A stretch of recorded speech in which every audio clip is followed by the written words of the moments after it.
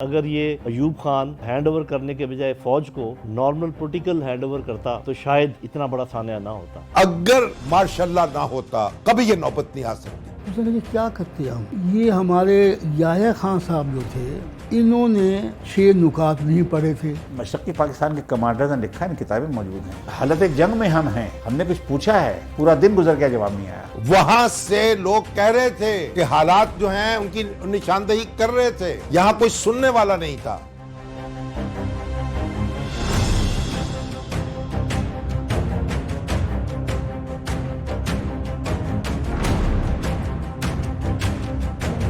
कि वसी तनाजुर में और दानिश के साथ, बसीरत के साथ मामला देखने में हमारे सियासी कायदीन से भी गलती हुई है, और फौजी लोग जिन्हें सियासत का पता ही नहीं होता उनसे तो बार बार शदीद गलती है। मिसाल के तौर पर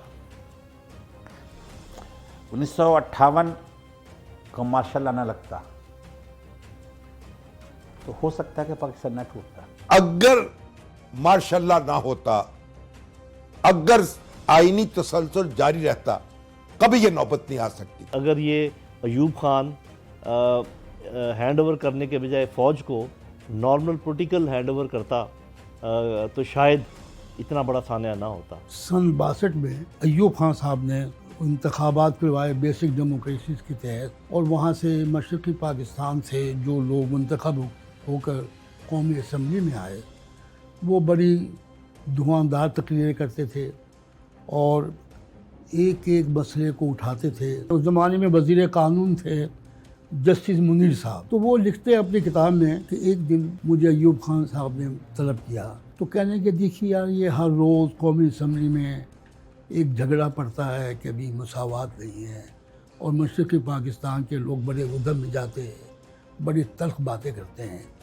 तो आप उनके जो कोई अहम क़यादत के लोग हैं उनसे जाकर मिलें और उनसे ये कहें कि ये रोज़ रोज़ की चिक चिक से ज़्यादा बेहतर है कि हम अलहदा हो जाएं। तो कहते हैं वो कि मैं फिर मशरक़ी पाकिस्तान की जो क़यादत थी, उस वक्त वहाँ क़यादत थी, मैं उनसे मिला और उनसे मैंने ये पेशकश की उनके सामने। तो उनका जवाब था कि अभी अक्सरियत में तो हम हैं, अगर आप अलहदा होना है तो आप अलहदा हो जाए, हम कैसे पाकिस्तान से अलहदा हो सकते। तो इससे अंदाज़ा कीजिए कि सन 62 ही से एक सोच फ़ौजी हुक्मरानों में पैदा हो चुकी थी कि ये हमारा लिए एक यानी कोई ऐसा ये लायबिलिटी बनती जा रही है और साथ चलना मुश्किल हो रहा है।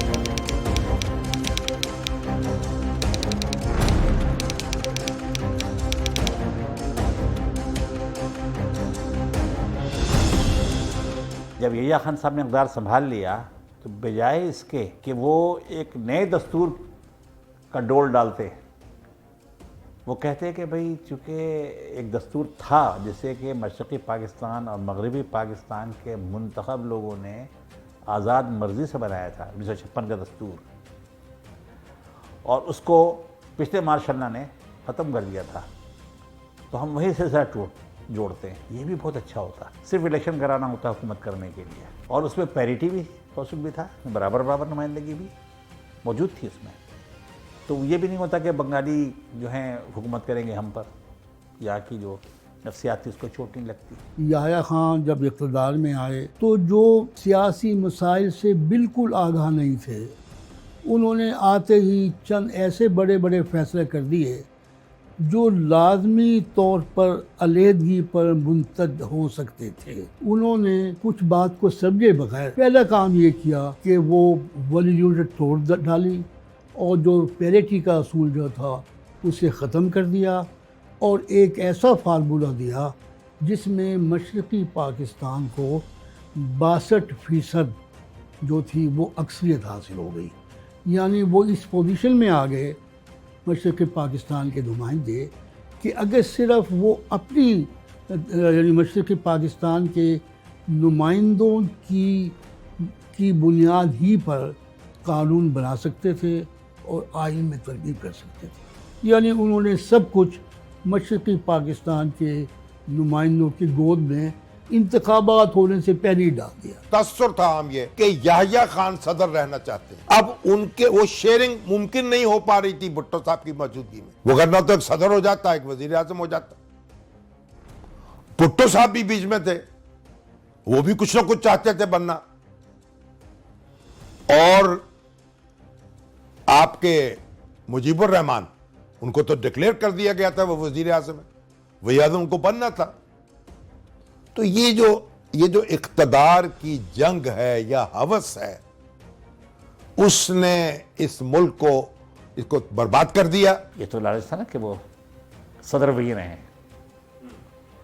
और गालबन इसीलिए उन्होंने 120 दिन का वक्त मुकर्रर किया था कि असम्बली हलफ उठा लेगी तो 120 दिन के अंदर अंदर वो दस्तूर बनाएगी जिसमें दर्ज झैल निकात शामिल होंगे, यही इसकी बाउंड्री होगी। और वो दस्तूर उस वक्त तक नाफिज नहीं होगा जब तक कि सदर पाकिस्तान जनरल आगा मोहम्मद खान साहब उस पर साइन न करें। ये सब लिखा हुआ था LFO में, सबको मान के लोगों ने हिस्सा लिया था इलेक्शन में। Legal frame of work of order जो था वो डंडा था बुनियादी, अल्टीमेटली उसने अलहदगी का सबब बना। अगर मेरा मानना है एक मुताले के बुनियाद पर कि अगर 120 दिन का डंडा ना होता आइन बनाने का और शेख मुजीब को ये ना कहा जाता कि आप माने मेरा डंडा, और भुट्टो को भी, तो पाकिस्तान बच सकता था। एक अच्छी कन्फेडरेशन से भी पाकिस्तान कायम रह सकता था। एक और जो बहुत बड़ी गलती थी उनसे हुई फौजी हुकूमत से कि LFO में बहुत सी चीज़ों को ममनू करार दिया गया था। हुदूद मुकर्रर की गई थी कि इलेक्शन कैंपेन कैसे चलेगी, सब बुरी तरह पामाल हुई और कहीं नोटिस नहीं दिया गया। पाकिस्तान की तारीख की सबसे लंबी इंतखाबी मुहिम थी, वह 11 महीने की मुहिम चली। अच्छा, इलेक्शन की फ़िज़ा ख़ास अपनी डायनामिक्स रखती है और बहुत लंबा होना उसका अच्छा नहीं होता। मतलब ये कैसा इलेक्शन था कि मशरक़ी पाकिस्तान में अपोजिशन ने जलसा ही नहीं किया, नहीं हो सका। तो जनवरी 70 में ढाका में पहला जलसा और आखिरी जलसा भी कर लीजिए वहाँ हुआ या होना था जमात इस्लामी का। उस जलसे पे अवामी लीग ने हमला कर दिया तो कई लोग उसमें मारे गए, आग लगा दी। मेजर जनरल राव फरमान अली ने लिखा है कि दरअसल उसी दिन पाकिस्तान टूट गया था। फौजी हुकूमत ने बिल्कुल कोशिश नहीं की कि अवामी लीग को लगाम देती या कोई एहतमाम करती ऐसा कि दूसरी पार्टियां भी जलसा कर सकें। तो चार दीवारियों में छोटी छोटी मीटिंगें करते थे बाकी लोग, बाकी पार्टियां। मशरक़ी पाकिस्तान में जो इंतखाबात जिस अंदाज में हुए और उसमें जो कोताही हुई फौजी हुकूमत माशाल्लाह की हुकूमत से, उसके यकीनन नताइज वही निकल सकते थे जो बदकिस्मती से हमारे सामने आए। 19 मार्च के बाद उनके पास ढाका में जब थे, जब इन्होंने शुरू किया ना कि बांग्लादेश का फ्लैग लगाना शुरू किया और इनको मिलने आने शुरू किया, तो उनकी माइंड थोड़ी सी की। 23 मार्च को जब इन्होंने पाकिस्तान फ्लैग डाउन किया और बांग्लादेश में लगाया जगह जगह पर, जो नीचे अवामी लीग के लोग थे, उस वक्त पर Yahya Khan went to the hard line. Plan उन्होंने कर लिया, कंटिजेंसी प्लानिंग कर ली थी, वो ऑपरेशन सर्चलाइट, वो तो 10 मार्च से शुरू हो गई थी बातें। ये ऑपरेशन सर्चलाइट ये जनरल खादिम हुसैन राजा ने फिर रीराइट की थी पूरी। सिर्फ मैं ही नहीं, आप जिससे भी पूछेंगे वो कहेंगे कि ये फौजी ऑपरेशन गलती थी। फौजी ऑपरेशन के बगैर बिल्कुल हल मुमकिन था। आपके पास कोई चारा नहीं था। अगर आपने रिस्टोर करना था रिट को, आपने ऑपरेशन सर्चलाइट लॉन्च करना था। मिलिटरीली मैं फिर बोलता हूँ, it was one of the finest exercise ever. Politically it was a big disaster. Militarily also there was a caveat, आप कर सकते थे without spreading that much bloodshed. और हालात बहुत अच्छे होते अगर वो एक कन्फेडरेशन हम बना लेते। आखिर में भी जब उन्होंने ये भी कहा कि आप अपनी कॉन्स्टिट्यूशन बना लें, हम अपनी कॉन्स्टिट्यूशन बना लेते हैं और बाद में हम देख लेते हैं कि क्या चीज़ कॉमन है, वो भी अगर कर लेते तो आखिर तक ये मुमकिन था। लेकिन मेरा ख्याल है कि साथ के साथ इनके दिमागों पे या कोई काम कर रहा था या खुद ही इनकी सोच थी। अब यही तो अलमिया है कि वो खुद गर्क हो चुके थे मैनोशी में। कोई उनकी गिरफ्त नहीं थी हुकूमत पर, कुछ उनको पता नहीं था। नूरुल अमीन साहब उनको आखिरी अय्याम में मिले, उनको मैं बिल्कुल आप डट के खड़े हो, हम ये कर लेंगे और हम पीछे नहीं हटेंगे। आखिरी तकरीर भी उन्होंने जो किया बड़ी है, हम डटेंगे और लड़ेंगे और अपने आप को धोखा दे रहे थे, उनको पता नहीं था। जो मशरकी पाकिस्तान के जो फौजी कमांडर थे वो क्या कह रहे थे, पहले आप देखिए मेजर जो हमारे याकूब अली साहब, उन्होंने क्या कहा उनको, फिर जो एहसन थे गवर्नर थे उन्होंने क्या कहा। अब सारी चीजें छप चुकी हैं। उनके गवर्नर थे एडमिरल आसिफ साहब, उन्होंने किताब में भी लिखा, लेकिन मेरी उनसे जो ज़ाती मुलाकात हुई, मैंने उनसे पूछा क्या हुआ, आपने ये क्या किया मशरक़ी पाकिस्तान में।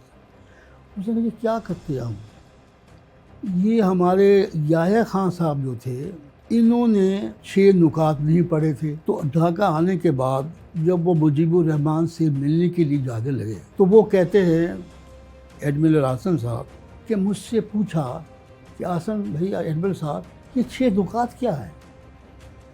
तो मैंने जो उस वक्त मेरी समझ में आया, मैंने उनके मोटे मोटे जो नुकात थे वो मैंने पेश किए और मैं समझ रहा था कि उन्हें उनकी समझ में कुछ नहीं आ रहा, क्योंकि वो सियासी मामलात बिल्कुल समझते ही नहीं थे और उसमें दिलचस्पी ही नहीं लेते। अब जो आदमी मुजीबुर रहमान से मिलने जा रहा है और मुजीबुर रहमान ये कह रहा है कि ये जो 6 नुकात है अब इसी पर आइन बनेगा, अब इसी पर मुल्क की तकदीर जो है वो मुरतब होगी।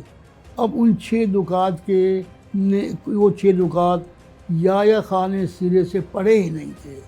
तो आप अंदाज़ा कर सकते हैं कि इस क़यादत ने क्या मसाइल हल कर सकती थी। वो याह्या खान में खुसूसियत ये थी कि अपनी आखिर में करता वो था जो अपने सोचता था, लेकिन एंड में वो इनके दबाव में आ गया था। एक कोटरी थी फ़ौज में जो इनको बोल रही थी कि नहीं हार्ड लाइन लो, उनके उसमें आ गया था। और वो कोटरी जो थी वो भुट्टो की बातें सुन रही थी। और बाद में ये प्रूव हो गया जब 71 हार गए तो याह्या खान को जब रिमूव किया गया तो वही कोटरी जो थी जो इनको एडवाइस कर रही थी भुट्टो के साथ, भुट्टो ने उन्हीं को बना दिया चीफ ऑफ जनरल गुल हसन को और बाकियों को और दिस थिंग। तो वो तो बाद में खुल गया था कि वही लोग। कुछ उनके ज़ाती खराबियाँ बयान की जाती हैं याह्या खान साहब की, आदतों के हवाले से, अखलाक़ किरदार के हवाले से। तो उस कैफियत में भी तो कुछ चीज़ें मनवाई जाती हैं ना। उनकी मशहूर था कि वो बहुत शिरूड आदमी थे, चालाक आदमी थे और आर्मी में भी एक बहुत लायक अफसर थे, कोई नाहल आदमी नहीं थे। उनकी आदतें बहुत ज़्यादा ख़राब हो गई थी। कौमों की तकदीर बदल दी जाती है, जबकि आपका हुक्मरान जो आपको हेड कर रहा है उसमें इस किस्म के खामियां पाई जाएं। यानी मशरक़ी पाकिस्तान के कमांडर्स ने लिखा है, किताबें मौजूद हैं कि हालत जंग में हम हैं, हमने कुछ पूछा है, पूरा दिन गुजर गया, जवाब नहीं आया, फ़ोन पे फ़ोन कर रहे हैं, नहीं मालूम हो रहा है। ऐवान सदर में काम करने वाले लोग बताते हैं कि बाज़ दफ़ा तो हमें पता ही नहीं चलता था कि सदर साहब हैं कहाँ। आप सोचिए ज़रा, स्टेट इस तरह चला करती है कि आपको ना पता हो कि स्टेट का जो ड्राइवर है उस वक्त कहाँ पर है। फौजी हिसाब से भी बहुत बड़ा कम्युनिकेशन गैप था कि जो लोग उस सिचुएशन को देख रहे थे उन पर एतबार ना करना और अपनी स्ट्रेटजी को बेहतर समझना, ये बहुत बड़ा एक ब्लंडर था। पहले तो वो जो आपको पता है जो वहाँ के गवर्नर थे वो नेवल चीफ, उन्होंने रिज़ाइन किया। और जब साहब याकूब अली ख़ान ने रिज़ाइन किया था और बाकी लोग भी उनकी तायद कर रहे थे, तो यहाँ के लोगों को समझना चाहिए था कि जो लोग वहाँ पे ग्राउंड पर हैं, अगर वो आपको एक चीज़ बता रहे हैं तो यहाँ से एक आप नया जर्नल भेज के जिसको कि भी मालूम भी नहीं है कि वहाँ के क्या हालात हैं, तो इसमें कोई शक नहीं कि कम्युनिकेशन गैप छोटा नहीं बहुत बड़ा था। वहां से लोग कह रहे थे कि हालात जो हैं उनकी निशानदेही कर रहे थे, यहां कोई सुनने वाला नहीं था। यहां लोग बहरे बैठे हुए थे, अंधे बैठे हुए थे, सिर्फ उनकी जुबानें चलती थी, ना आंखें देख सकती थी, ना कान सुन सकते थे। जब हम सारे वाक़यात को देखते हैं तो मुझे तो ये लगता है कि इसमें सियासतदानों के साथ साथ बल्कि उनसे ज़्यादा ज़िम्मेदार जो है वो फौजी क़यादतें हैं, जिन्होंने अक़ल से काम नहीं लिया, तंग नज़री से काम लिया और कौमी मफाद को जो वसी तर तनाजुल में नहीं देखा और छोटे छोटे मामलात को इतनी अहमियत दी कि आखिरकार ये मुल्क जो है 2 टुकड़ों में तकसीम। पूरी कौम जिम्मेदार थी। हम जब लड़ाई करते हैं तो जो कमांडर होता है, मैं अगर कोई गलती कर दूं तो मैं जिम्मेदार हूं, और जो ब्रिगेड कमांडर है तो वो जिम्मेदार है, जो फौज का कमांडर चीफ है तो वो जिम्मेदार है, जो प्रेसिडेंट है तो वो जिम्मेदार है। तो याह्या खान जो है वो कि जो मुल्क का भी सरबराह है और फौज का भी सरबराह है, और तो इस वास्ते प्राइमरीली जो है वो याह्या खान जिम्मेदार है। जिम्मेदारी उसी पर आती है जिसकी मौजूदगी में ये काम होता है। तो ये चूँकि ये मूवमेंट शुरू भी अयूब खान के ज़माने में हुई, उसके बाद ये मुल्क अलहदा भी फ़ौज की मौजूदगी में हुआ। गो कि हमें पता है कि क्या किरदार है जुल्फ़िकार अली भुट्टो साहब का और उनका, लेकिन ओवरऑल ज़िम्मेदारी फिर भी आपको फ़ौज ही पर डालनी पड़ेगी, इसमें कोई दूसरी राय नहीं है।